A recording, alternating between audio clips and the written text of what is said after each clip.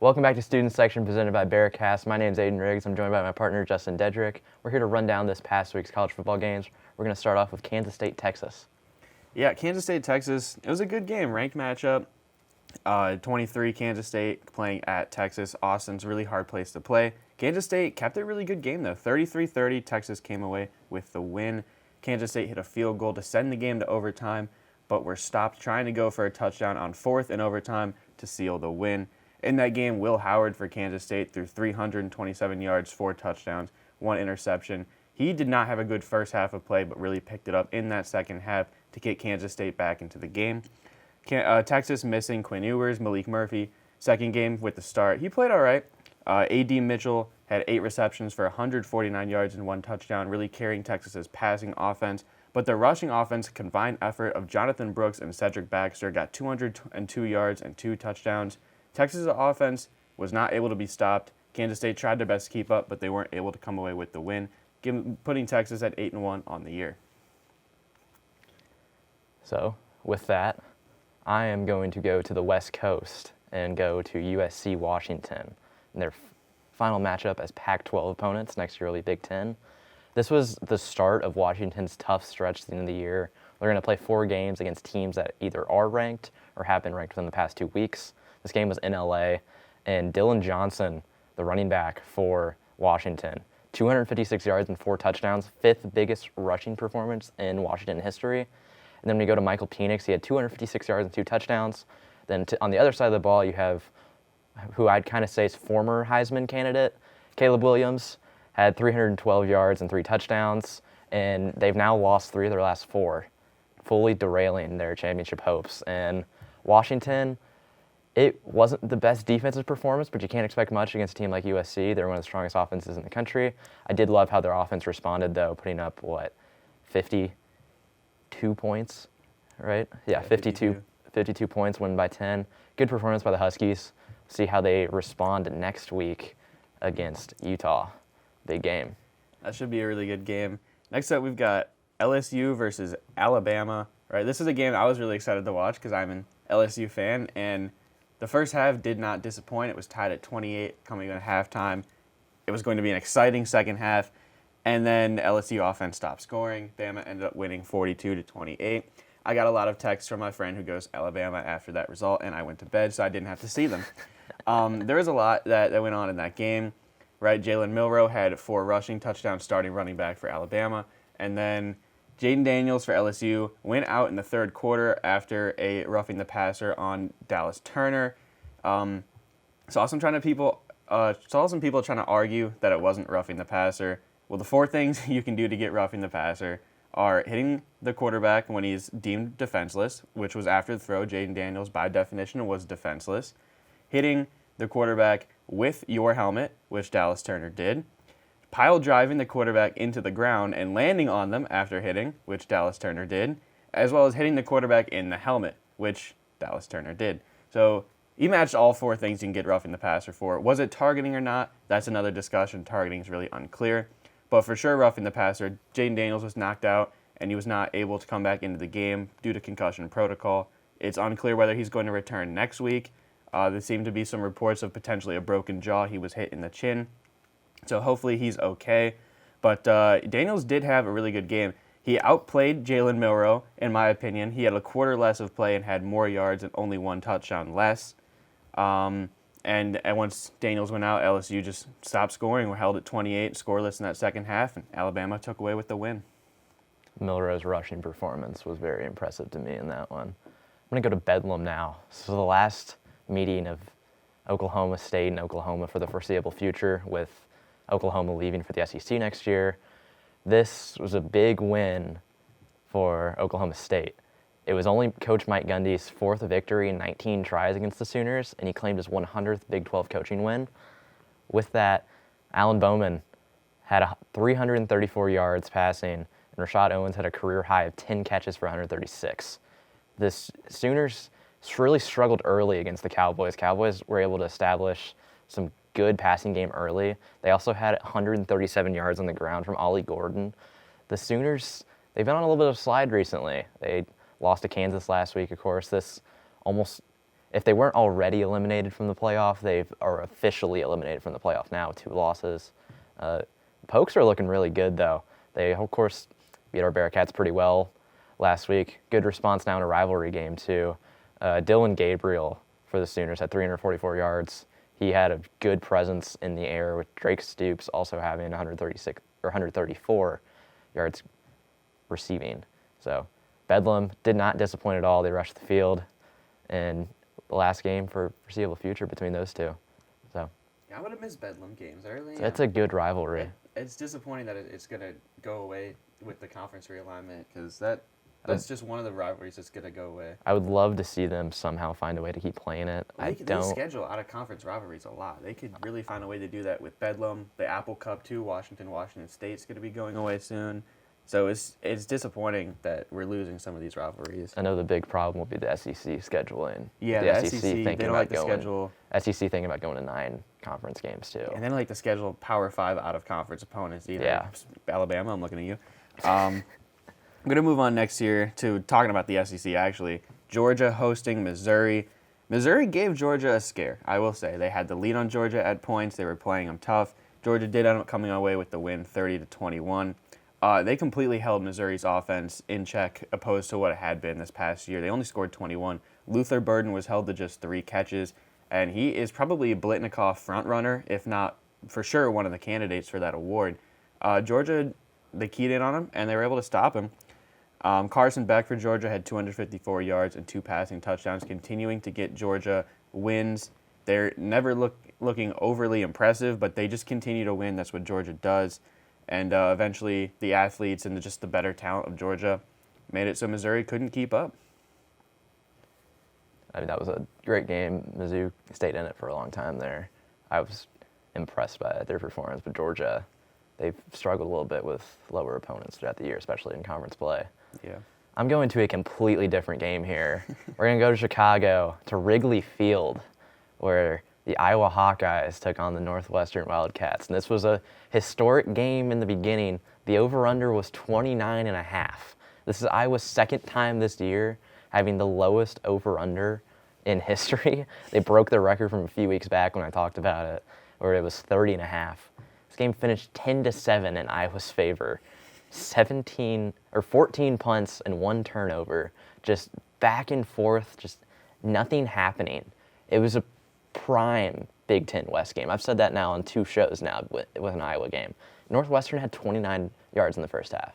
And what's even crazier is that when this was 10-7, it was the 7th highest scoring game of the year at Wrigley Field. The Cubs scored more runs in baseball games this past season than was scored in a football game that happened at Wrigley Field. So it's just a prime, just Big Ten West run game. There was nothing that happened. It ended on a 53-yard field goal from Drew Stevens. It was a, like I mentioned last time, historic game in a different way. That I loved it because I'm a sicko like that just loves stuff like that. But hey, the Hawkeyes love to win those low-scoring games. Yeah, and worked into Iowa offensive coordinator Brian France's contract is that they have to average 25 points per game for him to not get fired. Yeah. They have to average like 80 points for the rest of their games to reach that mark. He is for sure getting fired. I loved his quote that they showed on a graphic during the game of their focus needs to be on scoring points, as if that was not obvious already. But thank you for Peacock for that graphic. So streaming games on Peacock is interesting. I'm not sure. I haven't warmed up to the idea yet, to be honest. But we're going to move on here. UCLA going to Arizona. Arizona is becoming the ultimate trap team in college football right now. They have 3 ranked wins in a row. I don't know how they're doing it, but I got to give credit to their quarterback, Noah Fifita. He had 300 yards, 3 touchdowns. Ever since taking over the job in week 4, he's got 14 touchdowns, 4 interceptions, over 1,500 yards, and 3 ranked wins. He's carrying Arizona. He's quickly becoming one of the most fun players to watch in college football. Just absolutely carrying that offense. He's got a great arm. He's young. He's only a redshirt freshman, too. Arizona's going to have time with him. And who knows? He could help take them to the next level in the Pac-12. Well, in the Big 12 soon. Yeah. But Arizona came away with the win, 27-10, completely shut down UCLA's offense. Ethan Garbers took over the job for Dante Moore at UCLA and put up 10 points. So I'm not sure that was the right decision there. But UCLA is going to lose their ranked 19. Arizona could potentially get some votes now with those 3 wins in a row. Arizona really starting to build a resume now. That'll be interesting to see in the playoff rankings. We go to the ACC now. Florida State, Pitt. Pitt has been a sneaky team.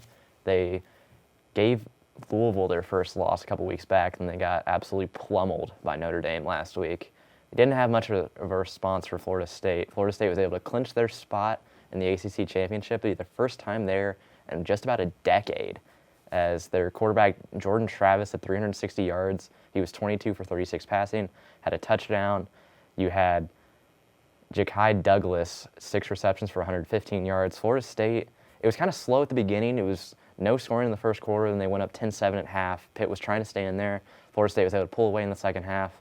And no, the ACC is very wide open. There's still, 6, 7 teams that can get that second spot in the ACC championship. So. You got teams like Virginia Tech. That's the most random one, but NC State, Boston College is still alive. I think Clemson's still Louisville, alive. Clemson technically is still alive. Miami's still alive. You got the 2 North Carolina schools, Duke and North Carolina. The ACC is still wide open. Florida State able to steal their spot in there.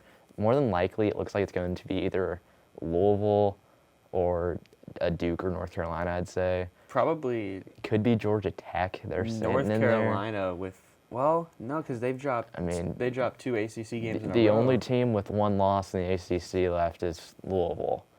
It's ACC is a mess. We'll see how that one plays out. But Florida State able to clinch their spot in there. They haven't been back in the ACC championship game since beginning days of college football playoff with the legend Jameis Winston catching snaps there. Yeah. So Jameis Winston's fun to watch. I mean, speaking of a mess, right? We should talk about that Cincinnati game. yeah. So yesterday we both got to experience the battle of 2 bottom Big 12 teams of just both teams looking for both teams looking for their first Big 12 win. I couldn't say Big 12 for some reason. You had UCF Knights coming in to Nippert to play the UC Bearcats. I think the big story on the day for me would be just the run game of each team. These were 2 teams that came in top 6 in FBS and rushing overall, both top 3 in the Big 12. R.J. Harvey, running back for UCF, he had a day. He ended up with over 164 yards. He was averaging 140 coming into the game. Had a little slow first half. In that second half, they just relied on him. UCF picked up the pace. It was honestly a lower offensive day for them than usual. They were averaging almost 500 yards. They only got 380. Yeah, we had more yards than they did. We got 515 yards. 500 yards and put up 26 points is not going to win you football games. UC had the chance to tie the game. He had a big pass to Braden Smith from Emory Jones with about probably a minute to go. Yeah. Or I guess it was around 2 minutes to go. Got him down to the 6. Corey Kiner was able to punch it in, get it to 28-6. The 2-point conversion. They tried to get it to, I believe, they were looking for Braden Smith again in the end zone, and he was double covered in the end zone, went straight up in the air, couldn't quite bring it down. What were your thoughts on watching that game there? It was rough. It was hard to watch. I mean, Cincinnati did the same thing a few weeks ago with Baylor, where they stay in it, but they don't look good, and then they try to make the comeback, give everybody hope, and let them down again. I was honestly really excited to see what Brady Lichtenberg had to show, and he only got the 1 drive. He didn't even look bad in that drive, and it's not his fault the drive ended. The receiver fumbled the ball. But Emory Jones came back in, and to his credit, he looked a lot better this game. He threw a touchdown, had a lot more long rushing plays. But Bearcats are still looking for the first Big 12 win. I thought Jones bounced back pretty well. He did. It was impressive to see watching there when they brought in Lichtenberg and he came back into the game. He kept strong in what he knew he was good at, even when he was facing a lot of pressure from that D-line at UCF. Something else I just want to throw out that I loved. In the third quarter, Ryan Montgomery had, first off, Ryan Montgomery had a game for the Bearcats. He's their technically third-string running back. He only had 134 on the year. He had 113 yards in this game, including a rushing touchdown in the third quarter, where it wasn't obvious, but the Bearcats brought in D linemen Dante Corleone and Jawan Briggs for this tush-push formation, lined them up on both sides of the line. I love seeing those, as we call them, freaks in the booth come out onto the game for that. It was just that was a great play. Bearcats were that close getting their first Big 12 win. Still got games at Houston, at West Virginia, and Kansas to end the year here. It's going to be rough to... Houston's probably the best shot at a win. I was going to say West Virginia. West Virginia's tough this year. West Virginia's tough. Both those games are on the road. Kansas, as we know, has a top 10 win right now. Kansas is a ranked, very good team. That one could be ugly. That would be rough. But, with that, we're going to transition into our top 5 after this past week of games. You have a little bit of differentiation from what the actual top 5 is. We, of course, had the first playoff rankings come out this past week. Those: Ohio State 1, Georgia 2, Michigan 3, Florida State 4, Washington 5. You don't like that at all, especially after this past week. What do you see the top 5 as? I don't think Ohio State's part of the top 4, to be 100% honest. I put this out on my Instagram or Snapchat story last night, saying that Ohio State would lose to any of the other top 10 teams if they played right now. I still genuinely believe that. I've got Washington as the number 1 team. I've had them as number 1 team for the entire season. They've had some hiccups, but they just add another ranked win to their resume. I've got Michigan at number 2. They've just looked good, and every game they've played, they haven't really had any struggles. FSU, Florida State at 3. They've probably got the better resume over Georgia. It's a toss-up. I mean, Florida State has Clemson and LSU, and Georgia's got Missouri and, Arkansas. So hey, don't count out that Kentucky win. Kentucky with the win this week, bowl eligible now, just saying. But, Georgia's in the 4, and then Ohio State at 5. All 5 of these teams are undefeated, so you can't use that as an argument. Penn State, yeah, sure, is a good win. Notre Dame is now going to be unranked, so that is no longer the best of wins. And they've almost lost to Indiana earlier in the season. They were trailing Rutgers in the third quarter. They're not the number 1 team in the country. I'm not sure what the playoff poll was thinking when they put them 1. And I'm really interested to see how the Michigan-Ohio State game goes this year. If they prove me wrong, sure, by all means, do it, because I don't like Michigan. But they're not going to. Let's be real. So I do have a little bit of disagreement with the playoffs kind of ranking of them. I think the thing that they love with Ohio State is the strength of record. I know that they're number 1 compared to the other. Georgia and Michigan, they're kind of down a little bit lower just because they haven't played quite as big of opponents. I know who Ohio State has played has not been big necessarily, with Penn State and Maryland and Notre Dame. Notre Dame. Yeah, but my top 5 is going to be, I have Michigan at 1. I had them at 1 last time, and I think they still are. Of everyone, we've mentioned how we don't really have a dominant team this year. But of the teams that are at the top still undefeated, they have beat the teams the most out of all of them. Ohio State hasn't put up quite as big numbers. Georgia hasn't put up quite as big numbers. Washington has had teams stay with them, even though playing a little bit of a rougher schedule. Florida State, I just don't love necessarily with how they play. So I've still got Michigan 1. I have Georgia 2 and Ohio State 3. And then at 4, I have Washington, and then Florida State at 5. I think Georgia's still kind of based off they haven't lost in forever. They're on a 20-plus game win streak, something like that. They're still hot, still playing the SEC, toughest conference, in my opinion, to play in with, and they still are going to run into most likely Alabama in the championship game. That's not going to be an easy task. If they can get through that, I think they might be able to earn that 1 spot potentially. It would be rough because you have Michigan and Ohio State. You could argue the winner of that game will probably get the 1 seed. Probably. But yeah. I still think Washington, too, is hanging in there. I think that they could win it all. I said that a while back. I think that they can. Michael Penix is so good. They have the offense. Their offense is really good. And the defense isn't bad either. Yeah. Braylon Trice is there. Yeah. They've got some other playmakers on that defense. With Florida State, I just don't think the ACC is good enough for them to really push through. But I don't know. It would be interesting to see if you have a 1-loss Michigan or Ohio State. Yeah. Would they get in over an ACC champion or a Pac-12 champion? Because right now, as it would sit, they would get in over an undefeated Washington with how the rankings are, and I don't know if that would stick. If they're undefeated? I Like if Washington goes undefeated, Yeah. wins the Pac-12, but we got a one-loss Ohio State or Michigan, you have to put the undefeated Washington in there. That's what we You think have that you'd to. have to, but You have I just to. know the committee at times puts other things ahead of that, and I don't know how they'd rank it. But so for me, I have Michigan, Georgia, Ohio State, Washington, FSU. I mean, what about Ohio State's schedule is better than Washington's? Yeah, I mean, Notre Dame's now unranked. Yeah. USC is also going to be unranked, so those two wins kind of cancel each other out. Both were away as Yep. well. Washington has Oregon. Ohio State has Penn State. Both of those were at home. One of those teams is better than the other. Yeah. Oregon is better than Penn State. That's just a fact right now.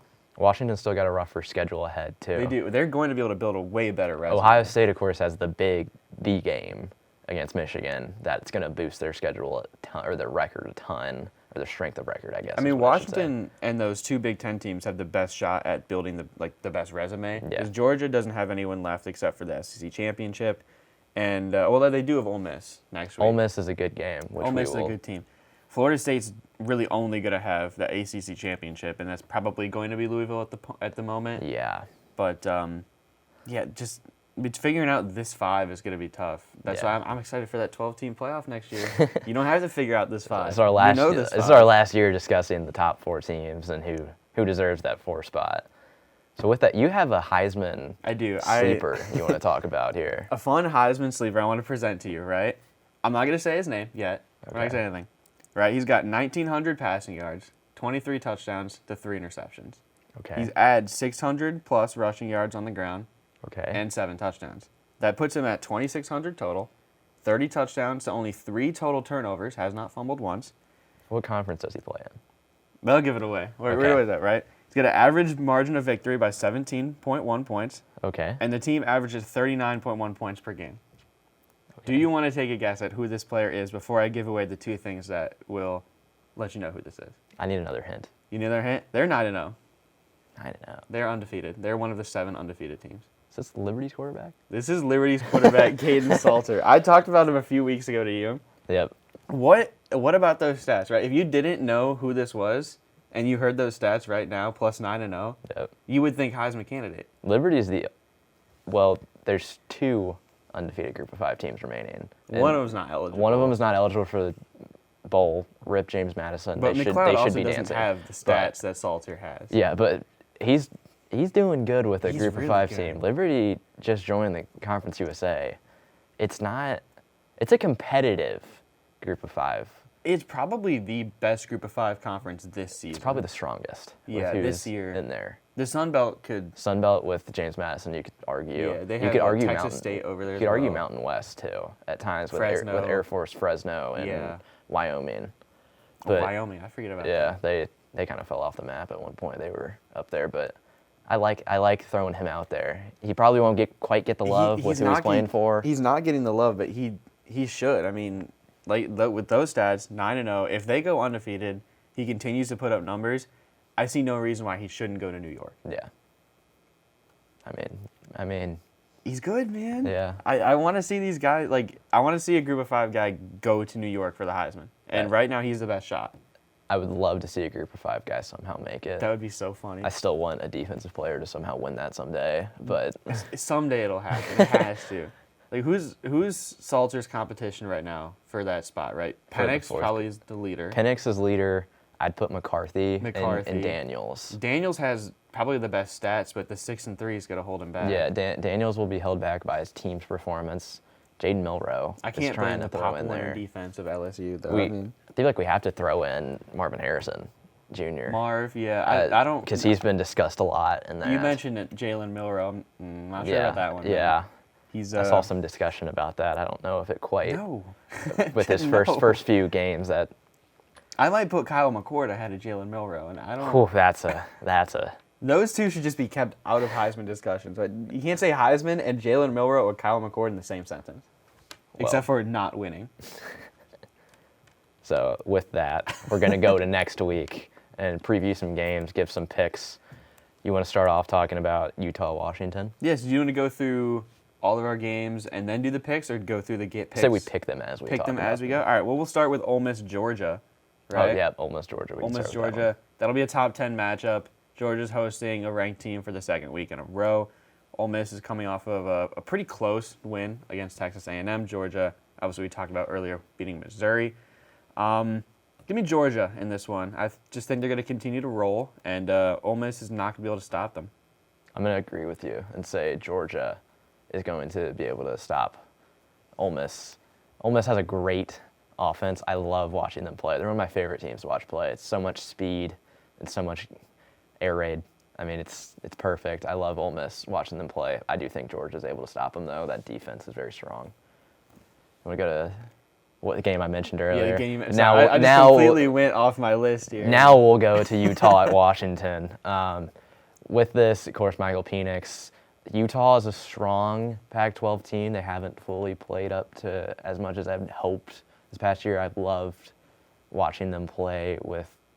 They've got I remember in the game earlier, I think it was against Florida to start off the year. It was week 0. And that was a fun game to watch. Yeah, That was fun. Utah, I've had some high expectations on with what they've done the past years, a couple Rose Bowl appearances. I do think that Washington stays strong, though, at home, is able to beat them. That might cement them in the Pac-12 championship with that one. And that'll be another ranked win, adding to Washington's resume. Penix is probably going to make the playoffs. Yep. Win the Heisman. Could be a first-round draft pick. He's going to get the Triple Crown. Triple Crown. We'll move next here to another Pac-12 matchup, USC-Oregon. USC is no longer going to be ranked by the time of this matchup, probably. I would think so. But it's Caleb Williams in the game, so it's noteworthy. However, this is probably an easy Oregon win here. They're at home. They've only lost to Washington on the year, and that was a really tight game. They'd probably give them another shot, and they might take that one from Washington. Bo Nix is playing. He could be in New York. We didn't mention him for the Heisman. He could really be one of the guys in New York. But USC's defense is not going to hold anybody. So it's probably going to be a shootout between Caleb Williams and Bo Nix, and Oregon should win that one. Kind of just how we mentioned the playoff with this game. This game is a sneaky one with playoff implications because Oregon, they're right on that edge. They're hanging on by a thread. And it could be interesting since Washington got the win over USC when they were ranked compared to USC will probably not be ranked when they play Oregon. If it comes down to a Pac-12 championship game between Oregon and Washington. It most likely will be those two as well. And if Oregon was to win that game, if you have, they're both one loss, who's got the better resume to get in? Because That's tough. If that could be the final. They'll each have one win against each other. Yeah, it would be even. You're picking which team wins the eye test at that point or who has the better resume. At that point, then you might take the second Big 12 team. I know. Or the second Big 10 team. USC's got a lot of power in their hands with this one. So, I mean, their defense needs to step up. Yeah, their defense has been. If Lincoln Riley doesn't fire Alex Grinch like tomorrow, what are they doing? Like, seriously, what are they doing? Are they giving up like 50 points per game? Yeah. Like 49 to Cal last week? Seriously? Bad. It's bad. Oh man. So we're gonna go back to the SEC, a little SEC East matchups.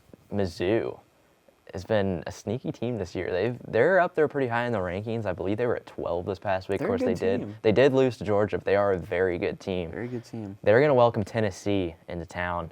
It's a pretty big matchup for standings in that SEC East. If I can pull them up, I think